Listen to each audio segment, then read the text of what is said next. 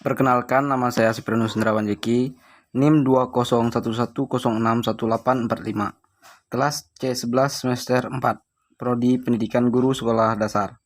Mata kuliah Inovasi Pembelajaran IPS, dosen pengampu Ibu Eliana Yunita Seran MPD. Di sini saya akan menjelaskan tentang 7 kerajaan tertua di Indonesia menggunakan metode ceramah.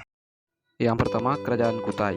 Kerajaan Kutai diperkirakan berdiri pada 400 Masehi dan letaknya berada di daerah Muara Kaman di tepi Sungai Mahakam, Kalimantan Timur. Sungai Mahakam adalah sungai yang cukup besar dan memiliki beberapa anak sungai, dan lokasi pertemuan antara Sungai Mahakam dengan anak sungai diperkirakan adalah letak Muara Kaman di masa lampau.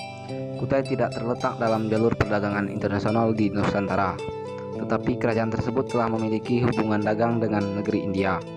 Diperkirakan melalui Muara Kaman itulah India bisa masuk dan berdagang serta mengakulturasi penduduk setempat dengan ajaran Hindu-Buddha. Adapun prasasti peninggalan kerajaan Kutai yaitu Prasasti Yupa. Prasasti Yupa adalah sebuah prasasti yang merupakan peninggalan dari kerajaan Kutai. Terdapat 7 buah yupa yang memuat prasasti, tetapi baru 4 yang berhasil dibaca dan diterjemahkan. Prasasti ini menggunakan huruf Pallava Pranagari dan dalam bahasa Sanskerta yang diperkirakan dari bentuk dan jenisnya berasal dari sekitar 400 Masehi. Prasasti ini ditulis dalam bentuk puisi Anustup. Selanjutnya, Kerajaan Tarumanegara. Kerajaan kedua tertua di Indonesia adalah Kerajaan Tarumanegara. Kerajaan berasal dari Bogor, Jawa Barat. Berdasarkan bukti tertulis, Kerajaan Tarumanegara dipengaruhi oleh kebudayaan Hindu India. Diperkirakan kerajaan ini berkembang pada 400 Masehi sampai 600 Masehi. Terdapat 7 prasasti peninggalan Kerajaan Tarumanegara yang tersebar di beberapa daerah. Berdasarkan prasasti Ciaratewun, Raja Purnamawan memeluk agama Hindu dan menyembah Dewa Wisnu. Wilayah kekuasaan meliputi Jawa Barat, membentang dari Jakarta, Bogor, dan Cirebon. Prasasti peninggalan Kerajaan Tarumanegara ditulis menggunakan huruf Pallava dengan bahasa Sanskerta. Dari 7 buah prasasti peninggalan Tarumanegara, 5 diantaranya ditemukan di Bogor, 1 di Jakarta, dan 1 lagi di Lebak Banten. Salah satunya prasasti Ciaratewun atau prasasti Ciampapat. Selanjutnya, Kerajaan Hongling. Kerajaan Hongling atau Kalingga berada di Jawa Tengah.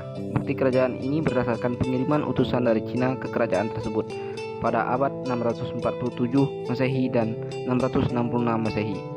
Keberadaan Kerajaan Hongling berdasarkan pendeta Buddha bernama Sing. Pendeta tersebut menyebutkan Huing pernah datang ke Holong pada 664 Masehi. Dia menerjemahkan kitab suci agama Buddha dari bahasa Sanskerta ke bahasa Cina. Kerajaan Hongling ini diperintah oleh Ratu Sima, ratu perempuan. Ratu Sima dikenal sebagai pemimpin yang adil dan bijaksana. Masyarakat di kerajaan ini menjual emas, perak, dan cula badak. Prasasti Tukmas bertuliskan huruf Pallava dan menggunakan bahasa Sanskerta. Prasasti ini ditemukan di Dusun Dekau, Desa Lepak, Kecamatan Gerabak, Kabupaten Magelang, Jawa Tengah, tepatnya di lereng barat Gunung Merapi.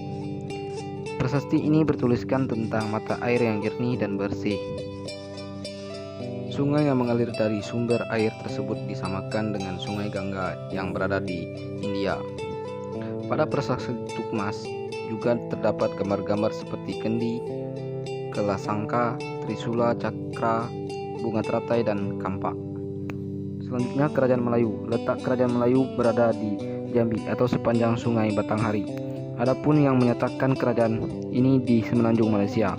Kerajaan Melayu dijelaskan dalam kitab Platon dan Negara Kertagama abad ke-13. Kitab tersebut menjelaskan Kertanegara sebagai Raja Singasari melalui ekspedisi Pamalu. Tujuan ekspedisi tersebut untuk menghalang kerajaan Mongol di bawah Raja Kubilai Khan yang ingin menguasai Asia Tenggara. Raja Singasari menghadiahkan arca Buddha Amoghaspa ke Melayu. Prasasti Amoghaspa merupakan prasasti yang tertulis pada bagian belakang setelah atau sandaran patung batu, seperti yang disebutkan dalam prasasti pada Roco, bahwa prasasti ini juga disebut dengan Paduka Amoghaspa. Selanjutnya, Kerajaan Sriwijaya. Kerajaan Sriwijaya berdiri sekitar abad ke-7 sampai ke abad ke-15. Kerajaan ini menguasai jalur datang dari Laut Cina Selatan dan Selat Melaka.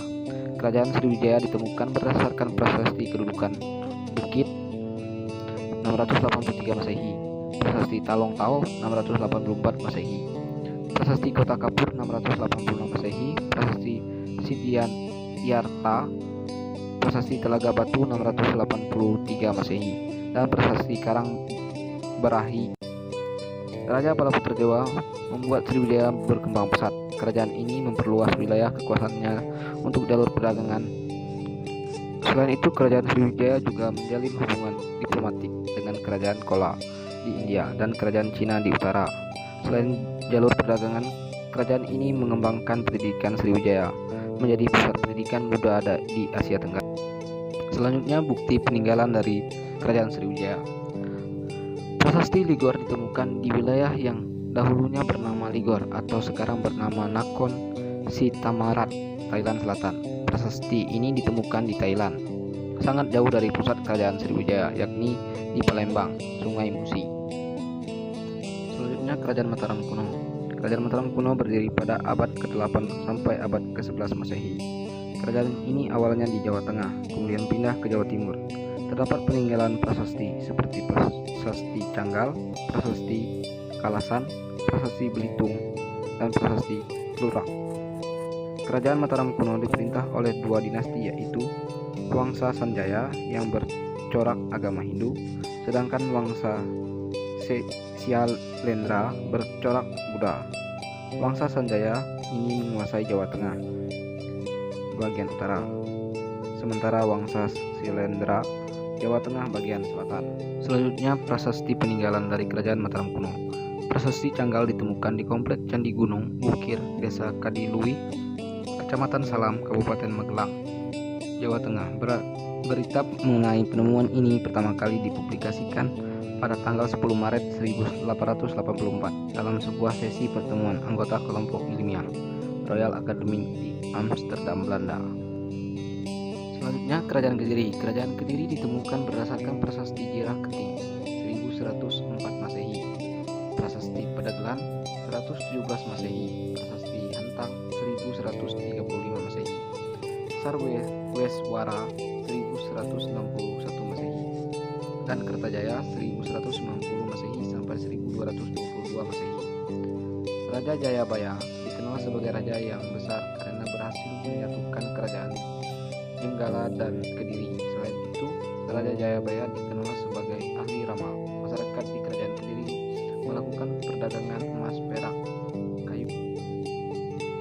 kayu, cendana, dan pinang. Kerajaan Kediri runtuh pada 1222 Masehi karena kalah dari perang. Ketika itu Ken Arok di Genter berhasil mengalahkan Kerajaan Kediri. Runtuhnya kerajaan ini mengakhiri kekuasaan dari Wangsa Isyana. Bukti peninggalan dari Kerajaan Kediri yaitu prasasti Galunggung, lebar 80 cm dan tinggi 75 cm. Memiliki 20 baris aksara Jawa kuno. Karena telah memudar, yang hanya dapat diidentifikasi dari prasasti ini yaitu adalah 1123 saka atau sekitar 1201 AD. Prasasti ini dirancang dengan moto Rejo Tangan, Kabupaten Tulung Agung. Demikian penjelasan dari saya tentang 7 kerajaan tertua di Indonesia berdasarkan peninggalannya. Terima kasih. Jika ada yang ingin bertanya, silahkan ketik di kolom komentar. Sekian dan terima kasih.